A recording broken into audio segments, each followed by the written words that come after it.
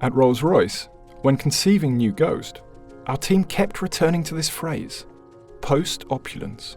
As a designer, when I imagine this movement, I think of the Shard on London's South Bank. It's the polar opposite of the opulent Baroque buildings that it overlooks.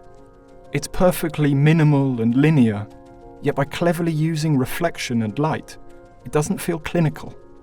It doesn't expend any excess energy to define itself. This is exactly what our Ghost clients asked us to create. They didn't want grandeur or fuss. They wanted something pure and clean. We removed all unnecessary design. We deleted shutlines. We pursued a minimal aesthetic, whilst ensuring that the new Ghost was unmistakably a Rolls-Royce. And along the way, we discovered that creating perfect simplicity is really, really complex.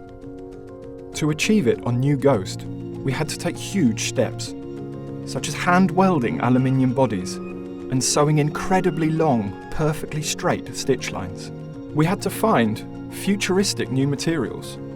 And to complement this, our engineers completely reconfigured our Rolls-Royce architecture. They distilled the experience of Ghost, imbuing it with an incredibly pure and refined driving personality. Because this particular group of our clients expressed a desire for something even more refined and even more pure than their existing Ghost.